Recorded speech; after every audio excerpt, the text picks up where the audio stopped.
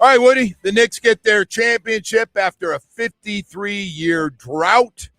And we got other business to take care of. Anthony Chiang, Miami Heat reporter for the Miami Herald, joins us. Anthony, thank you so much, first of all, bud. I appreciate you coming on. And you know what's going on here, brother. Giannis Antetokounmpo. I just got to ask before we get into all this stuff, how do you feel? You've been covering this story forever. Yeah, it feels like the story never ends, right? But it does feel like we might get a resolution here in the next 8 days or so.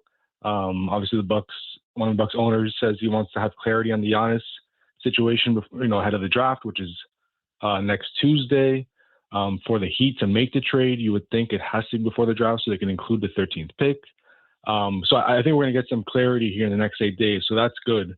But yes, it does feel like we've been covering this story for not only months, years. I mean, you go back to 2020, 2021 when they tried to get Giannis then, and he signs the extension with Milwaukee. So this is like Kevin Durant, Giannis, those two guys. I feel like we've been covering pursuits of them for years now. Hey, Anthony, the crazy part of this, if Giannis really wants to be here, I'm sure he's told the team, his agent has told the team, like, look, I know you got 1 year, but I won't re-sign unless I'm going to a team I want to, and I want to go play for the Heat. I saw some people have said, I think I heard Windhorst say that he believes this is where he wants to be. Do you feel that strongly about it, or do you think Milwaukee just goes, hey, man, we're just taking the best offer, and you're just going to have to suck it up? Yeah, I mean, I feel like that's one of the missing elements of this entire story, right? Usually we see, whether it was Damian Lillard, something comes out that Miami is where he wants to be. We have not seen that definitively anywhere. We've heard rumblings, right, that he wants to be in Miami. We've heard some things that he wants to be in Boston. So is it only Miami? Is it Miami and other teams? I mean, that's kind of the missing element here. And yeah, I think that would obviously impact things if we find out today that he only wants to go to the Heat. That would change a lot. It doesn't guarantee anything, as you saw with Damian Lillard, right? He only wanted to go to Miami. He ended up in Milwaukee. Right. So at the end of the day, Milwaukee is going to make a deal that's best for them. But it does help the Heat if something were to come out that definitively he wants to go to Miami, because look, Giannis is basically a free agent next year. He has a player option. He could tell any team that trades for him, yeah, you could trade for me, but you're getting 1 year. So good luck. Right. So that would help Miami, but that has not come out yet. I don't know if that's because Giannis, like we know that he cares about his image in Milwaukee. He's a Bucks legend. Does he not want to, come out and say he wants to leave? Is that part of it? That's the mystery here, is why usually see in these stories you see preferred destinations for a player, and we have heard rumblings, but we haven't heard anything definitive yet. Hey, Anthony, the other part of this, and I know the average fan doesn't want to hear this because the NBA guys make a lot of money. I don't care if they're bothered that they might be traded or not, but Tyler Hero, it seems to bother him, man. He shuts down. This might be a second or third year in a row where he shut down social media on the Heat, right? Said, no. I'm out of this with you guys. I'm tired of my name always being mentioned. It seems like he's starting to feel like he is going to get shipped out. Tyler's been through this before, right? I feel like most summers of his career, whether it was James Harden, Kevin Durant, Giannis multiple times, Damian Lillard, he's been through this before. He has survived every trade rumor. I know that there's, he unfollowed the Heat on Instagram, and, everyone has a breaking point, right? Is this the trade rumor that gets Tyler fed up and is like, I don't want to deal with this anymore? Look, Tyler's a professional. I think he gets it. He has fun with it sometimes. So yeah, is he tired of being in trade rumors? Of course, right? You talk to Tyler, he's like, I'm used to this, but I wish I wouldn't be involved in trade speculation. But I think, look, if the Giannis trade doesn't happen and Tyler's on the Heat roster next year, he's professional, he's smart, he understands the business, he's been through before. I think he'll be fine. But yeah, it is. I'm sure it is frustrating for him that he has to deal with this again. Anthony, is there a backup plan for some reason? If I feel good about this Giannis deal, I think I feel good about it. But if this doesn't happen, is there a backup plan with somebody out there that they might make a run at? You hear the names Kawhi Leonard, right?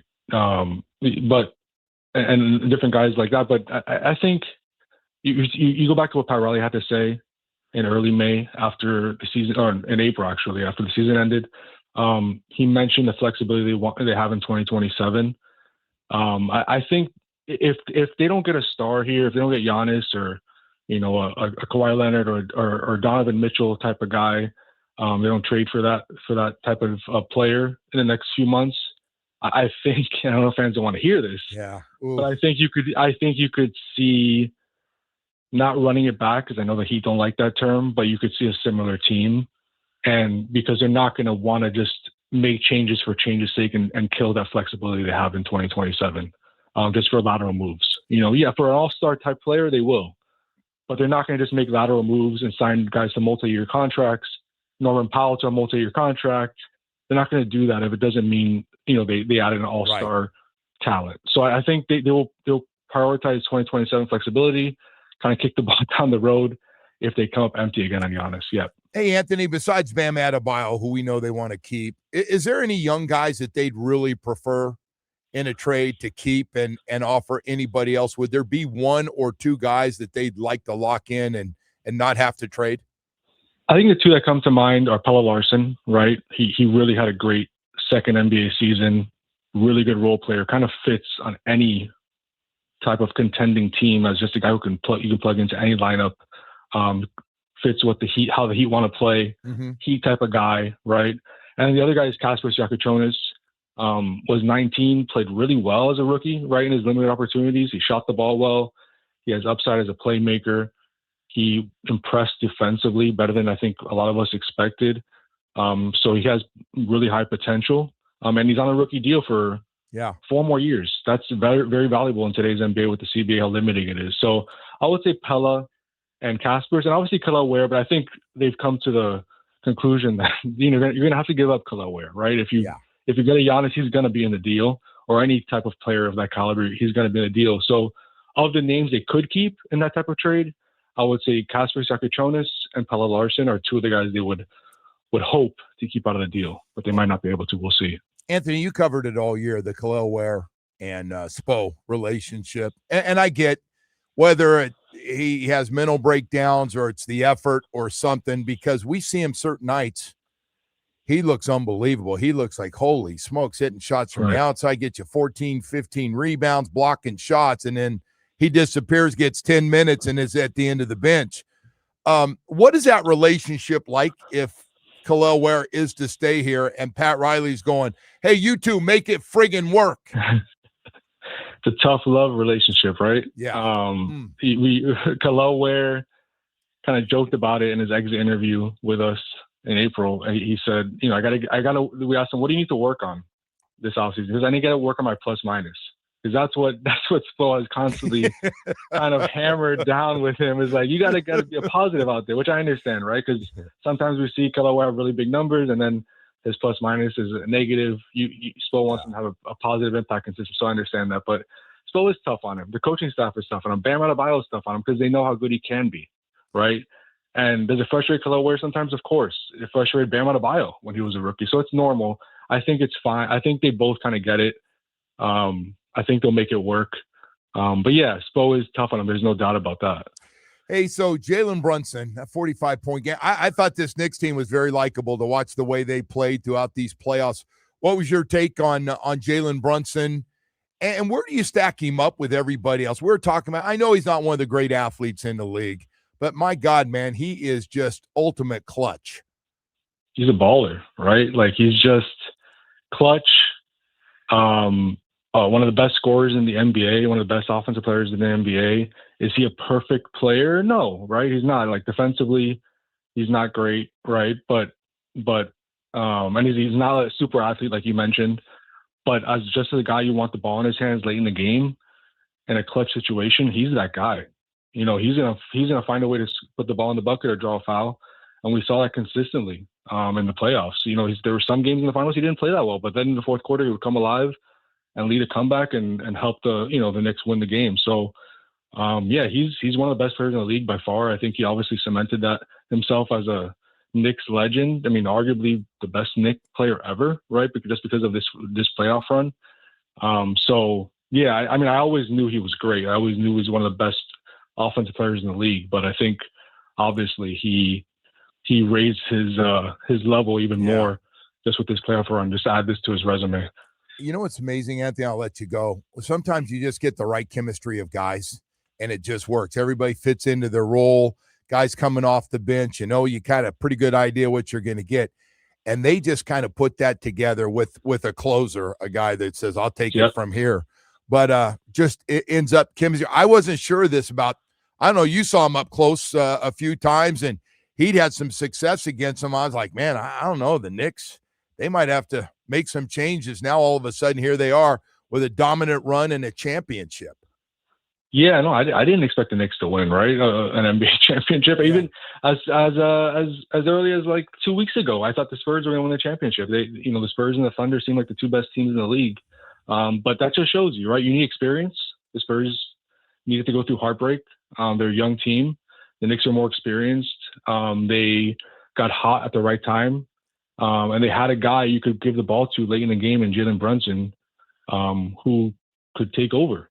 And those are all key elements of a championship team. So, yeah, the Knicks, I think, surprised a lot of people, but they're talented. I mean, you look at the names on that roster: Jalen Brunson, Karl-Anthony Towns, OG Anunoby, Mikal Bridges. Like, those are really good players. They have a really good team, but they really started to put it together in the playoffs.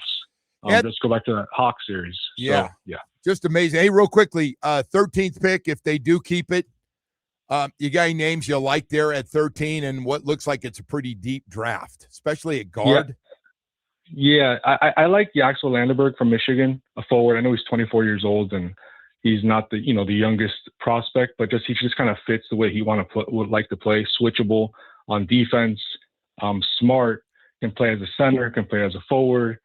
He's one name that's kind of stuck out throughout the whole process. There's some mock drafts to have him picked ahead of the Heat. But he should be in the Heat's range, so we'll see if the Heat keep that pick, right, Joe? I think at this point, most Heat fans are hoping that they don't keep the pick and they can get Giannis. I hope so, man. I hope so. We need a little spark. I know you feel the same way. Get sure. Everybody going again. Hey, Anthony, thank you so much, man, for coming on. I really appreciate it. Take care. Of course, Joe. Anytime. Thank you. All right, Anthony Chiang, Miami Heat reporter for the Miami Herald, does a great job, by the way. Does a really, really nice job. All right, we've got to go to break here. We got more stuff to get to on a busy day. Congratulations, man. Sometimes you just have to say, hey, man, that was fun to watch, and that's a likable group. And that's how I feel about this Knicks team, man. That's how I feel. I stayed around to watch the interviews, man. I was like, I want to hear what everybody has to say, and class acts right down to the end, man. Celebrating and the whole deal. Just fantastic. Hey,